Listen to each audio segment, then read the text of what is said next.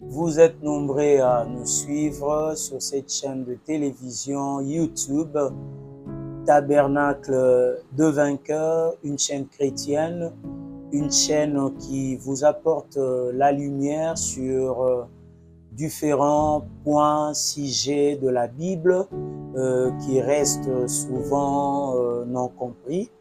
Voilà pourquoi nous vous disons déjà bonjour, bonsoir. Cela dépend de l'heure à laquelle vous nous suivez en ces nets moments pour ces premiers numéros de votre émission Au cœur du pasteur, une émission qui va désormais recevoir pour vous le révérend pasteur Arthur Kalala, les pasteurs responsables de la communauté des tabernacles de Vainqueurs. Avec lui, nous allons partager divers sujets et par l'aide du Seigneur, il va vous mettre la lumière sur ce que vous ne comprenez pas, dans ce que vous lisez dans la Bible, aussi comprendre c'est quoi la mission de la communauté de tabernacle de Vainqueurs. Chers abonnés, chers internautes, encore bonjour et bonsoir. Cela aussi dépend toujours de l'heure à laquelle vous nous suivez. Nous avons comme invité aujourd'hui le révérend pasteur Arthur Kalala, que nous disons déjà. Bonjour, révérend. Bonjour, merci. Bonjour, merci. Nous sommes très contents de vous avoir sur notre plateau de télévision et nous disons déjà à nos chers abonnés internautes que nous allons partager sur le sujet la vision et la mission de la communauté de Tabernacle de Vainqueurs. Avant d'aller en profondeur, nous demandons aux amis de la technique de nous proposer une vidéo d'une chanson chrétienne et nous vous y reviendrons juste après. Yozali oyo abongi Yozali oyo asengeli Yozali ya motu ya pona vi ya bana bato Yozali oyo asengeli. Alléluia.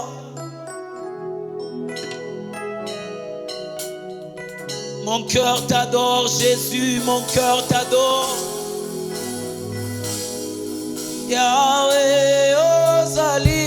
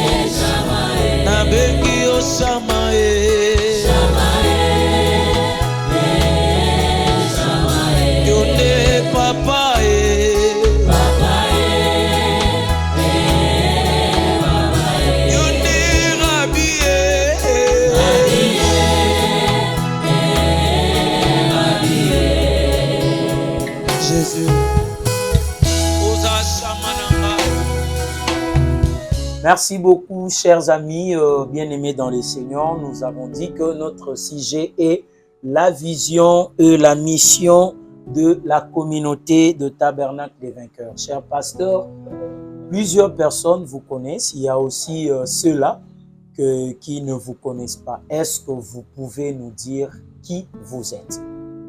Merci mon frère Adi.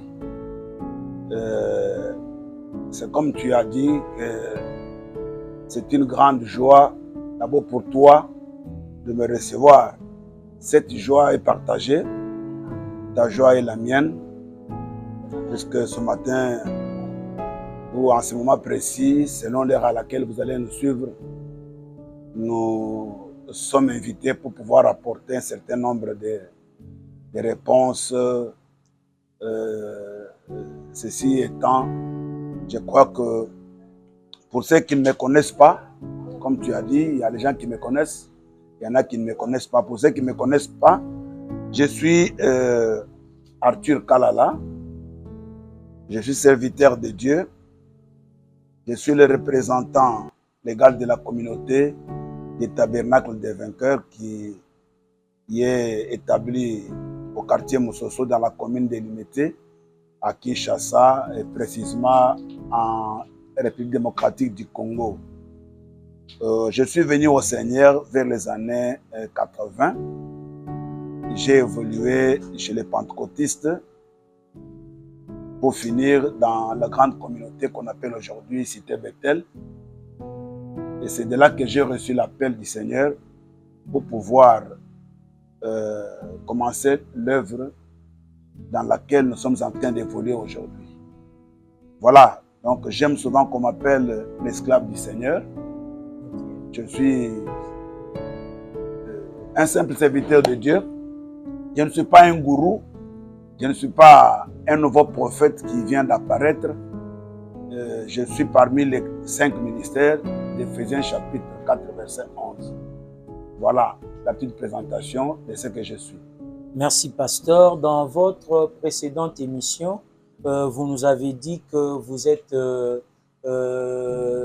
sorti de l'église, la communauté Cité Bethel avec l'apôtre Emmanuel Lié Moulaya. Je crois que le peuple de Dieu qui vous ont suivi sont restés, ces peuples-là sont restés dans cette soif d'attendre le lien que vous aviez avec l'apôtre Emmanuel Lié. Je crois que nous allons en revenir dans les prochaines émissions.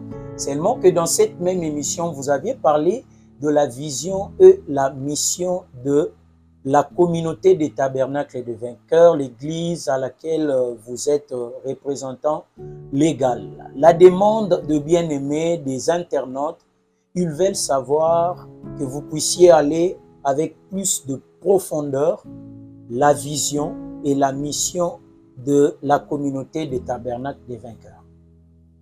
Ah oui, je crois que la fois passée, nous avons essayé de parler sans entrer en profondeur de la vision et de la mission.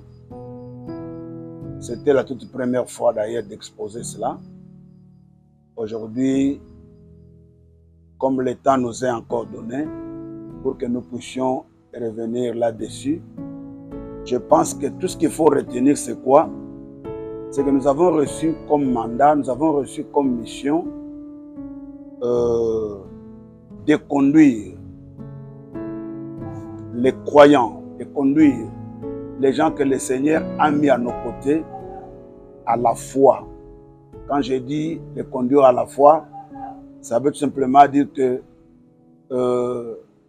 les gens qui viennent à l'église aujourd'hui sont appelés à vivre par la foi, comme le prophète Habakkuk l'avait dit en son temps.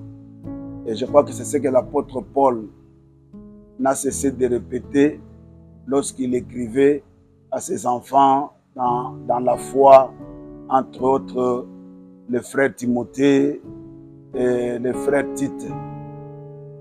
Nous avons reçu pour mission de conduire les hommes et les femmes à vivre par la foi, à vivre dans la foi.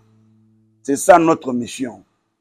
Nous pouvons dire aujourd'hui, nous pouvons parler de l'œuvre du ministère pour une foi victorieuse, pour une foi saine. Je crois que c'est ce qu'il faudra comprendre. Notre démarche, l'appel que nous avons reçu de la part du Seigneur, c'est de conduire les enfants de Dieu à vivre dans ces temps à vivre dans cette époque, à vivre dans cette période par la foi. Et lorsque nous parlons de la foi, c'est puisqu'aujourd'hui il y a beaucoup de confusion. D'ailleurs, l'apôtre Paul, quand il écrit à Timothée autant de fois, même le frère Gide, ils nous ont exhortés à combattre pour la foi. Et la foi, c'est le centre. La foi, c'est le facteur principal. Si quelqu'un n'a pas de foi, l'auteur de l'Épître aux Hébreux l'a si bien dit, il ne peut pas plaire au Seigneur. Donc, pour que quelqu'un plaise au Seigneur, il doit avoir la foi. Et s'il y a les combats aujourd'hui, pas seulement aujourd'hui, de tous les temps, les combats de l'ennemi, les combats du diable, c'est d'anéantir la foi, c'est de détruire la foi, c'est d'annihiler la foi, c'est d'effacer, c'est de détruire la foi. Voilà pourquoi les apôtres tels que l'apôtre Paul nous a recommandé de combattre pour la foi. Alors nous avons reçu cette mission de pouvoir travailler dans ce sens-là. Nous sommes tellement fondés sur ces combats-là, nous sommes fondés sur ces enseignements-là, apprendre aux enfants de Dieu, leur montrer que si quelqu'un n'a pas la foi, il ne peut pas plaire au Seigneur. Et pour que quelqu'un vive la vie véritable de Dieu, tout procède de la foi. Vous voyez, la Bible déclare, si nous marchons dans la chair, mais nous ne vivons pas selon la chair, nous vivons par la foi. Vous voyez, nous vivons par la foi. Donc la vie véritable d'un croyant, d'un chrétien, passe par la foi. Et sans chercher à créer des polémiques ou à nous attaquer aux uns ou aux autres, vous trouverez qu'aujourd'hui, il y a des grandes communautés, des grandes assemblées, il y a des hommes de réputation, parfois internationales, qui sont prédicateurs de la parole, mais qui combattent la foi dans leur manière de transmettre la parole. Ils détruisent la foi. Dans le domaine de la délivrance, on veut entraîner les gens à combattre pour pouvoir arracher leur délivrance. Or, le Seigneur a déjà tout fait à la croix. La meilleure délivrance consiste à ce qu'on croit à l'œuvre que le Seigneur a déjà faite à la croix. Vous voyez? Donc, ce n'est pas placer l'homme au centre des recherches pour pouvoir trouver sa délivrance. Donc, la délivrance, c'est déjà un acquis que nous recevons lorsque nous croyons, lorsque nous manifestons la foi. C'est que nous plaçons la foi dans ce que le Seigneur a déjà accompli. Si nous comprenons, votre ministère est contre la prière de délivrance que font certaines églises, prière de combat spirituel. Dire que notre ministère est opposé, ce n'est pas tellement ça. Il faut que les choses soient amenées à la lumière de la parole, à la lumière des Écritures. Vous voyez d'ailleurs, la Bible dit que la foi vient de ce qu'on entend et ce qu'on entend vient de la parole de Christ. Vous voyez, c'est dans Romains que cela est mentionné. Les gens doivent prier, mais ce que je suis en train de déplorer, c'est cette façon de placer l'homme au centre de la recherche de sa délivrance. Vous voyez, il fournit les efforts. On lui apprend à chercher la source ou les sources, différentes sources de ces malheurs qui l'ont bloqué. Qui l'ont bloqué, vous voyez. On va jusqu'au niveau où on commence à s'attaquer même aux parents, aux grands-parents. Donc, on est en train de rechercher le bouc émissaire. Vous voyez, c'est au moins à ce niveau-là où on n'est pas d'accord. Voilà pourquoi nous prenons la foi qui lorsque quelqu'un la possède, elle lui montre l'œuvre que Christ a réalisée à la croix. Vous voyez, lorsque quelqu'un place sa foi dans ce que Christ a fait, il a la délivrance totale.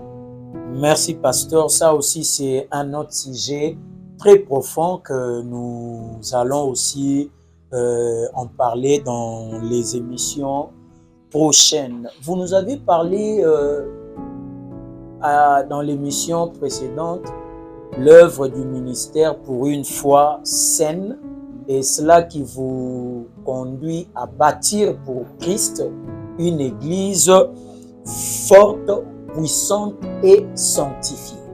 Nous avons reçu beaucoup d'appels. Qu'est-ce que vous entendez par une église forte, puissante et sanctifiée. Avant d'en arriver là, toujours au niveau d'abord de la foi. Okay. Lorsque vous prenez le verset de 1 Jean, chapitre 5 au verset 4, tu vas voir que la victoire qui triomphe du monde, c'est notre foi. C'est-à-dire que si quelqu'un veut triompher du monde, lorsqu'on parle du monde, on voit tous les systèmes qui sont hostiles à Dieu. Donc là, vous pouvez mélanger et les démons, et les sorciers, la magie, l'occultisme, le péché et tout, et tout, et tout. L'ensemble de ces choses-là, c'est ce qu'on appelle le monde. Alors pour triompher de ce monde-là, Jean dit qu'il faut posséder la foi. Vous voyez? Et tout celui qui est né de Dieu, il doit triompher du monde. Et la victoire qui triomphe du monde, c'est la foi. Quand je parle de la foi ici, c'est pas mystique.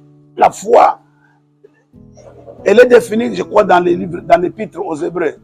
Vous voyez, elle est définie dans l'épître aux Hébreux. Ce n'est pas du mysticisme, ce n'est pas de la magie. C'est quelque chose de très simple. Aujourd'hui, les gens ont cherché à compliquer les choses pour rien. Vous voyez, à compliquer les choses pour rien. Donc la foi est au centre de notre vie. C'est le passage obligé. Le commencement même d'une vie chrétienne réussie. Le commencement d'une vie chrétienne normale. Ça passe par là. Et ça va aboutir à la croissance, à la maturité. Donc pour revenir à la construction d'une église forte, puissante et sanctifiée, je crois que c'est cela même le vœu du Seigneur. C'est ça même le cœur du Seigneur. C'est ce que le Seigneur a toujours attendu de tout le temps. Vous savez, selon les Écritures, les bâtisseurs de l'église, c'est le Seigneur lui-même, d'après Matthieu chapitre 16. C'est le seul qui bâtit l'église. Et il a lancé l'appel. Il a adressé la vocation à plusieurs personnes, notamment les ministres. Et après les ministres, vous avez tous les fidèles, les membres qui sont dans nos églises. Tous nous sommes appelés à bâtir l'église, à travailler. Puisque l'apôtre Paul l'a si bien dit dans 1 Corinthiens chapitre 9, quand vous lisez à partir du 6e, 5e, 7e, 9e verset, avant qu'il parle que nous sommes les champs de Dieu, nous sommes l'édifice, tout ça. Mais quand vous descendez, vous allez voir, il dit, il a posé les fondements comme un sage architecte, comme un architecte sage. Alors il donne les conseils. Il dit à chacun, il y a une tâche, il y a une responsabilité dans la manière de construire sur ces fondements-là. Alors, nous sommes tous appelés, moi, y compris tous les autres serviteurs de Dieu et tout le peuple de Dieu, à pouvoir bâtir une habitation de Dieu en esprit. C'est ça ce qu'on appelle l'église. L'église, c'est l'habitation de Dieu en esprit. Ce ne sont pas les bâtiments que nous sommes en train d'ériger, ça et là, mais ce sont les hommes. Ce sont les hommes, les membres de nos églises, les gens qui ont accepté l'évangile, les gens qui sont ouins, qui ont reçu le Saint-Esprit. Vous voyez, c'est l'ensemble de ces gens-là dont la vie doit être édifiée. La foi doit être affermie. On doit les conduire à la maturité pour qu'ils deviennent réellement l'habitation de Dieu en esprit. Alors, lorsque je parle d'une église forte, d'une église puissante, ça veut simplement dire que c'est une église que la mort ne peut pas engloutir. Puisque le bâtisseur, l'auteur, l'initiateur de l'église, lui-même a dit ceci: je bâtirai mon église sur ces rocs. Les portes du séjour des morts ne prévaudront point contre elle. Vous voyez? C'est-à-dire que lorsque nous construisons l'église, nous travaillons en fonction de la résurrection. Pas n'importe quelle résurrection. Nous travaillons de manière à ce que les gens qui sont avec nous, même s'ils meurent aujourd'hui, mais lorsque la trompette sonnera, qu'ils puissent se ressusciter pour entrer dans la gloire. Okay. Vous voyez?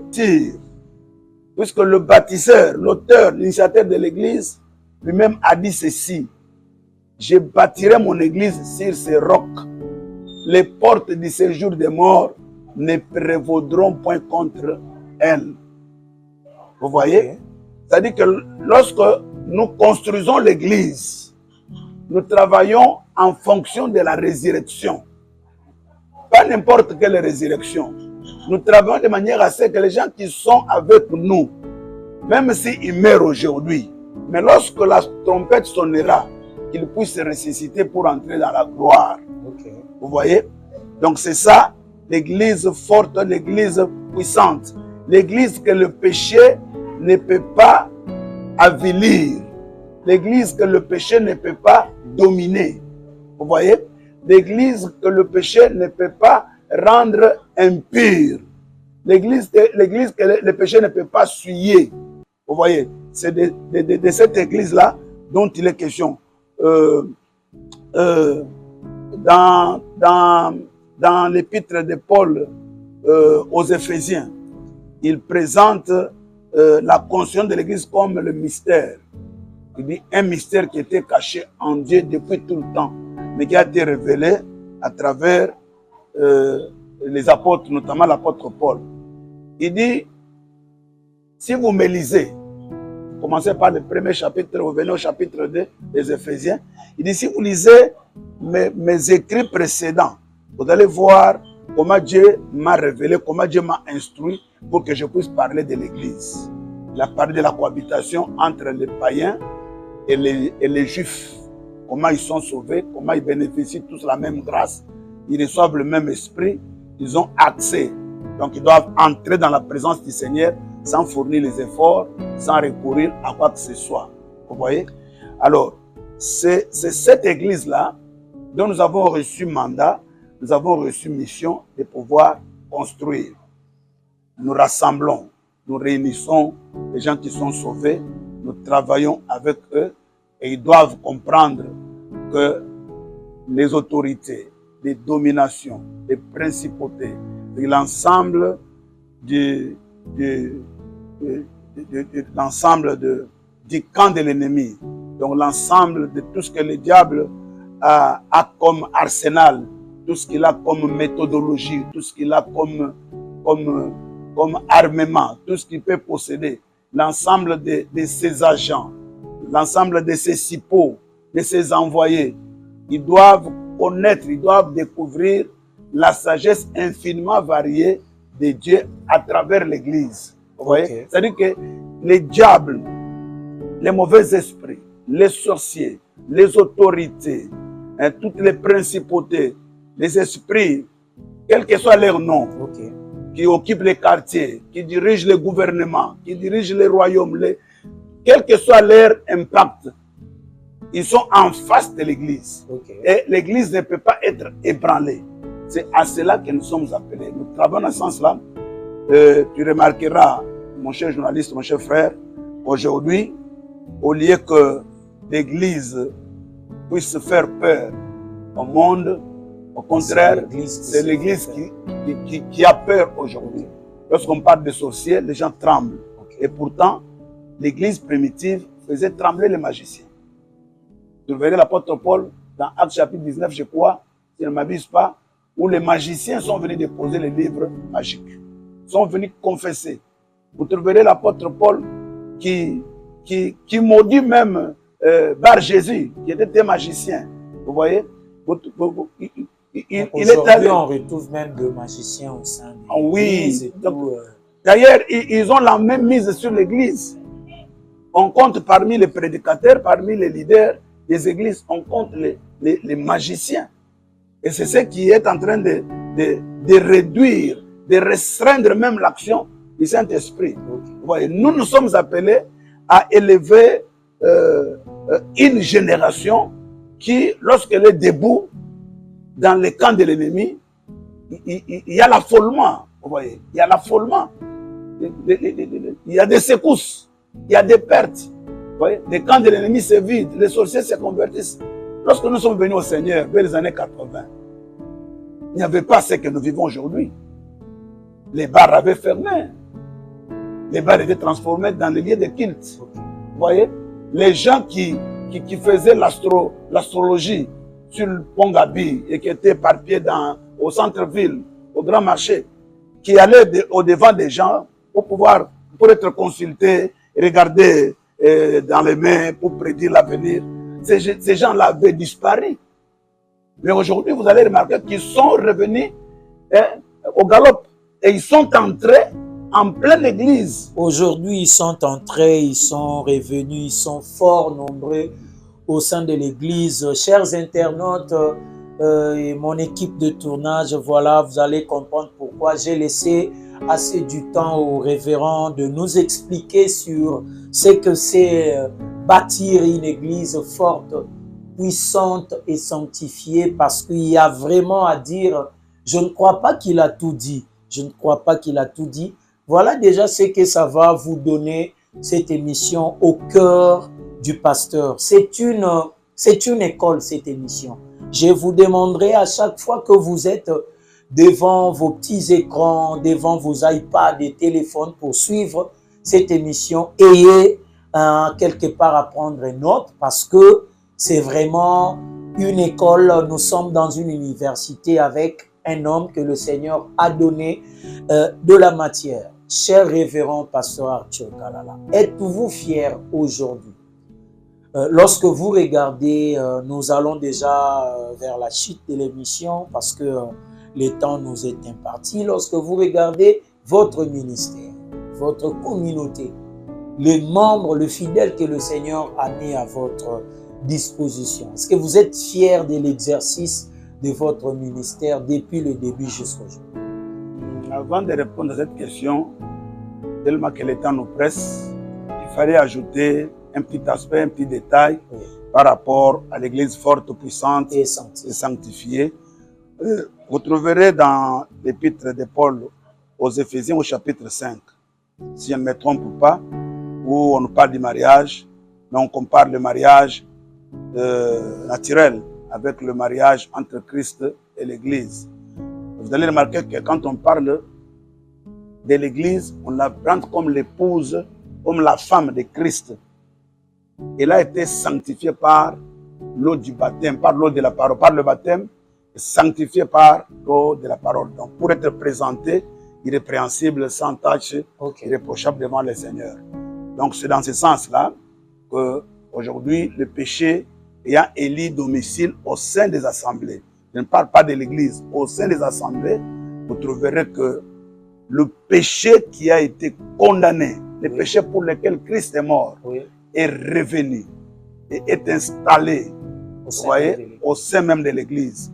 Et les grands défenseurs de cette pratique du péché sont comptés parmi les dirigeants des assemblées. Donc nous nous sommes appelés à travailler, à apprendre aux enfants de Dieu la crainte de Dieu. Vous voyez? Donc, comme j'étais en train de parler de la foi, même la sanctification, ça procède toujours de la foi. Parce que Christ est mort, et il est mort pour abolir les péchés.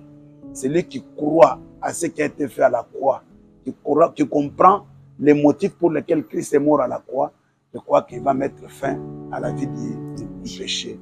Alors, être fier ou ne pas être fier, je crois que ça dépend d'abord de Dieu. Parce que nous cherchons la satisfaction du cœur de Dieu. Donc ce n'est pas à nous d'être satisfaits. Mais de toutes les façons, puisque nous sommes appelés à travailler, on est appelé aussi à évaluer ce que nous sommes en train de faire. Donc c'est un travail difficile, c'est un travail de l'esprit. Mais nous sommes contents d'abord de l'appel de Dieu et nous sommes contents des gens qui nous entourent, puisque dans ces ministères, il y a eu engendrement des fils. Donc il y a des enfants qui sont nés dans mon ministère, qui sont éparpillés de par le monde. Vous voyez? D'ailleurs, l'émission précédente, l'émission de la fois passée, il y a eu des réactions depuis l'Afrique du Sud. Ils nous ont appelés. Ah oui, ils ont dit, appelez-les apôtres. Oui, c'est pas un simple pasteur, appelez-les apôtres. Donc je ne dis pas ça pour me vanter. Donc c'est les fruits. Pas d'aller non. D'être aussi. Non, l'apôtre, c'est pas un titre. L'apôtre, c'est le travail. Donc lorsque quelqu'un travaille et qu'il y a les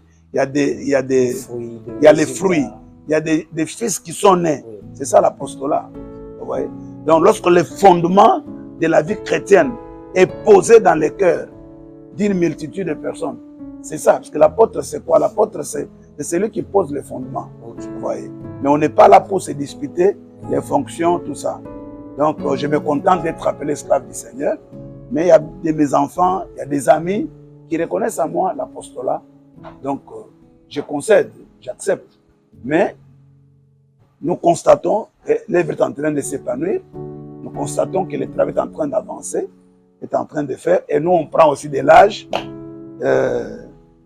Nous serons tellement contents lorsque le Seigneur va nous coter. Okay. Quand il va nous coter, il nous dit, bon et fidèle serviteur, tu as été fidèle en peu de choses, voilà ce que je vais te donner comme récompense. C'est en ce moment-là que notre satisfaction sera totale. Mais pour le moment, on constate que l'œuvre est en train de s'épanouir. Satisfait ou pas satisfait, le Seigneur lui-même sait. Nous sommes très heureux de vous avoir sur notre plateau de télévision Tabernacle de Vainqueurs dans cette émission au cœur du pasteur. Je vous dis que c'est une école, vous serez habitués à être enseigné comme ça et après plusieurs questions que le révérend va devoir répondre et il va nous bénir en tant que Père. Nous sommes la communauté des Tabernacles des Vainqueurs et il faut déjà noter que vous devez vous abonner à cette chaîne de télévision Tabernacle de Vainqueurs sur YouTube, sur Facebook, toujours la page Tabernacle des Vainqueurs. Contactez-nous sur WhatsApp au numéro plus 243 89 86 78 410. Je remercie l'équipe technique de cette chaîne qui nous ont tenu compagnie. C'est avec eux que vous voyez la beauté de ces images. Le coordonnateur Eli Babadipou, Mutombo à la réalisation, Emmanuel Kalala, Abba. La prise de vue, Enfant Noir, Joël Molengo, il sera aussi là.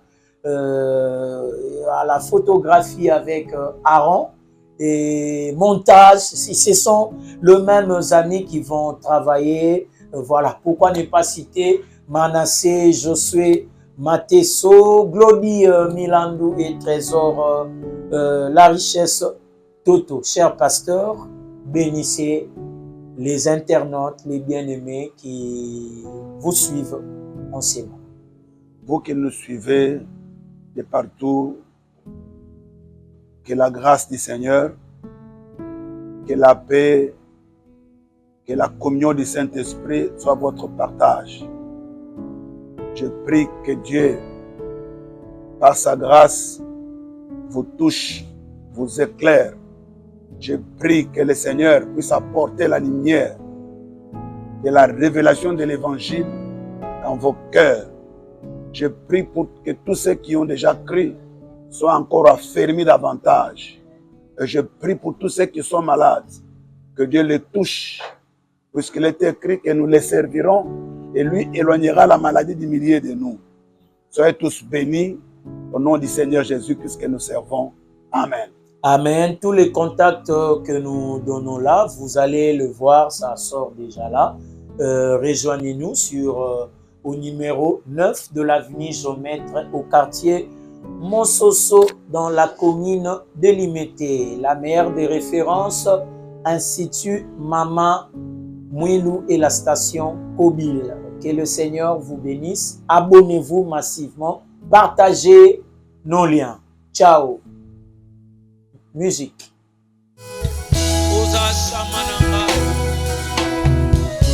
Mon cœur t'adore, mon cœur t'adore. Kolobana yo ozali oya bongi, ozali oya sengeli. Yonde identité ya finanga. Tamuna lobaka na lomwake na zakasaya. Je ne me présente pas na ekolo na ngaya kasai, mais je me présente pas même le collègue toi. Mais je suis de toi, je suis de toi. Nazaya yo, Yahweh. Yemba ayo sali, yo sali, ayo abogi, yo sali.